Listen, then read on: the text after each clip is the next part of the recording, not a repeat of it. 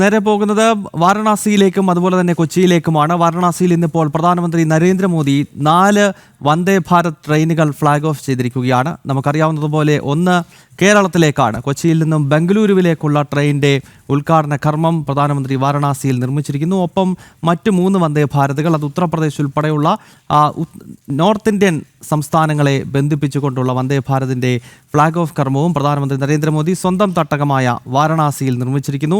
കേരളം ഉൾപ്പെടെ 4 പുതിയ വന്ദേ ഭാരത് ട്രെയിനുകളുടെ ഫ്ലാഗ് ഓഫ് പ്രധാനമന്ത്രി നരേന്ദ്രമോദി നിർവഹിച്ചു. എറണാകുളം ബംഗളൂരു വന്ദേ ഭാരത് വാരണാസി ചടങ്ങ് ഓൺലൈനായാണ് പ്രധാനമന്ത്രി ഫ്ലാഗ് ഓഫ് ചെയ്തത്. കേരളത്തിൻ്റെ 3ാമത്തെ വന്ദേ ഭാരതാണിത്. എറണാകുളം ബംഗളൂരിലുമാണ് ഇത് സർവീസ് നടത്തുക.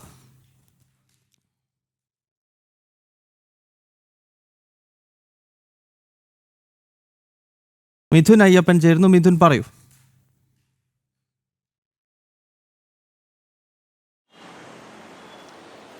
കേരളത്തിന്റെ റെയിൽവേ വികസനത്തിന്റെ മറ്റൊരു നാഴികക്കല്ലായിരിക്കുകയാണ് ഈ 3ാം വന്ദേ ഭാരത് എന്ന് പറയുന്നത്. പ്രധാനമന്ത്രി നരേന്ദ്രമോദി വാരണാസിയിൽ വെച്ച് നടന്ന ചടങ്ങിൽ എറണാകുളം ബംഗളൂരു വന്ദേ ഭാരത് ഉൾപ്പെടെ 4 വന്ദേ ഭാരത് ട്രെയിനുകളാണ് ഫ്ലാഗ് ഓഫ് ചെയ്തത്. ഇവിടെ എറണാകുളം സൗത്ത് സ്റ്റേഷനിൽ കേന്ദ്രമന്ത്രിമാരായിട്ടുള്ള ജോർജ് കുര്യൻ, സുരേഷ് ഗോപി, ഒപ്പം തന്നെ ഗവർണർ രാജേന്ദ്ര വിശ്വനാഥ് അർലേക്കർ അടക്കം വിശിഷ്ട വ്യക്തികളുടെ സാന്നിധ്യത്തിലായിരുന്നു ഉദ്ഘാടന ചടങ്ങ് നടന്നത്.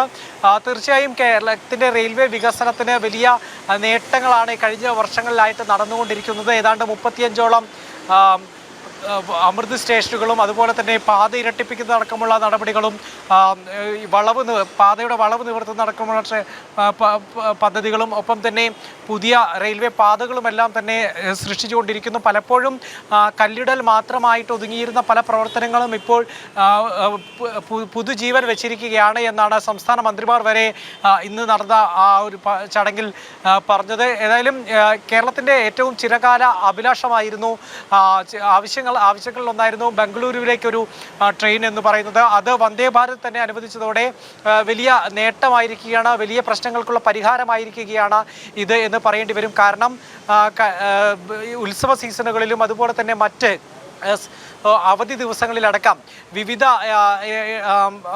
പ്രശ്നങ്ങൾ യാത്രക്കാർ നേരിട്ടിരുന്നു. നമുക്കറിയാം, ബംഗളൂരുവിനെ കൂടുതലായിട്ടും ആശ്രയിക്കുന്നത് വിദ്യാർത്ഥികളാണ്, ഒപ്പം തന്നെ ടെക്കികളാണ്, യുവാക്കളാണ്. അവരെല്ലാം ഈ യാത്രാ ദുരിതത്തിൽ ഓണത്തിന് പോലും വീട്ടിലെത്താത്ത അവസ്ഥയിലേക്ക് ഈ ഉയർന്ന യാത്രാ കൂലി അടക്കമുള്ളത് കൊണ്ട് അത്തരം അവസ്ഥകൾ അതിജീവിച്ച് വേണം ഓരോ ടെക്കികളും ബംഗളൂരിൽ നിന്ന് കേരളത്തിലേക്ക് എത്തേണ്ട ഒരു അവസ്ഥയുണ്ടായിരുന്നു. പലപ്പോഴായി നമ്മളടക്കം റിപ്പോർട്ട് ചെയ്യപ്പെട്ടതാണ്. ഇതിനെല്ലാം വലിയ പരിഹാരമുണ്ടായിരിക്കും ആകും ഈ ഒരു ട്രെയിനും എന്നുള്ളതാണ് പ്രതീക്ഷിക്കുന്നത്. ഇതോടുകൂടി ഏതാണ്ട് 600 സീറ്റുകളാണ് ബംഗളൂരുവിലേക്ക് കൂടുതലായി ഏഡ് ചെയ്യപ്പെട്ടത്.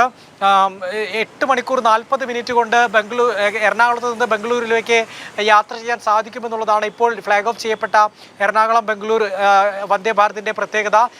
9 സ്റ്റേഷനുകളാണുള്ളത്. കേരളത്തിൽ 3 സ്റ്റേഷനുകൾ, തൃശ്ശൂർ, എറണാകുളം, പാലക്കാട്, ഈ 3 സ്റ്റേഷനുകളാണ് കേരളത്തിലുള്ളത്. അത്തരത്തിൽ വലിയ ഒരു മാറ്റം ഇന്ത്യൻ റെയിൽവേയിലൂടെ വികസിത ഭാരതം എന്നുള്ള സങ്കല്പത്തിലേക്ക് നരേന്ദ്രമോദിയുടെ വിഷൻ അത് മിഷനായിട്ട് മാറ്റപ്പെട്ടുകൊണ്ടിരിക്കുന്നു. അത് വലിയ രീതിയിൽ പ്രാവർത്തികമായിക്കൊണ്ടിരിക്കുന്നു എന്നുള്ളതാണ് ഇപ്പോൾ ഈ ഒരു സംഭവത്തിലൂടെ കൂടെ തന്നെ വ്യക്തമാകുന്നു. ഒപ്പം തന്നെ സംസ്ഥാന സർക്കാരിൻ്റെ പ്രതിനിധികളും ചില ആവശ്യങ്ങൾ ഈ പദ്ധതിയുമായി ബന്ധപ്പെട്ട്, വിവിധ പദ്ധതികളുമായി ബന്ധപ്പെട്ട് ഇന്ന് നടന്ന ഉദ്ഘാടന സദസ്സിൽ കേന്ദ്രമന്ത്രിമാർക്ക് മുമ്പിൽ എത്തിച്ചിരുന്നു. ഇതടക്കമുള്ള പരിപാടികളിൽ സംസ്ഥാന സർക്കാർ കൂടുതൽ ഇച്ഛാശക്തിയോടെ ഇടപെടണമെന്നാണ് ജോർജ് കുര്യൻ അടക്കം ജനം ടിവിയോട് വ്യക്തമാക്കിയത്.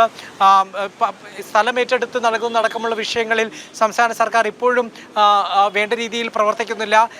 ദേശീയപാത വികസനവുമായി ബന്ധപ്പെട്ട് സ്ഥലമേറ്റ് നൽകിയപ്പോൾ എത്രത്തോളം വേഗത്തിലാണ് കേന്ദ്രം ഈ പ്രവർത്തനങ്ങൾ നടത്തിയത് എന്നുള്ളത് നമുക്ക് മുന്നിലുണ്ട്. അത്തരത്തിൽ വലിയ രീതിയിലുള്ള മാറ്റങ്ങൾ ഉണ്ടാകണമെങ്കിൽ സംസ്ഥാന സർക്കാർ ഇത്തരത്തിലുള്ള ഉത്തരവാദിത്തങ്ങൾ നിർവഹിച്ചു കഴിഞ്ഞാൽ കേന്ദ്രത്തിൻ്റെ എല്ലാ മന്ത്രാലയങ്ങളും എല്ലാ പിന്തുണയും നൽകി ഒപ്പമുണ്ട് എന്നുള്ളത് തന്നെയാണ് ഇന്ന് നടന്ന ചടങ്ങിൽ കേന്ദ്രമന്ത്രിമാർ പറഞ്ഞതും ഇതോടകം തന്നെ ഉണ്ടായ അനുഭവവും അതുതന്നെയാണ്. അത്തരത്തിൽ വലിയ രീതിയിലുള്ള മാറ്റങ്ങൾ ഉണ്ടാകാൻ പോകുന്നു. അതിനുള്ള ഒരു നാഴികക്കല്ല് കൂടിയായിരിക്കുകയാണ് പുതിയ വന്ദേ ഭാരതിൻ്റെ കന്നിയാത്ര.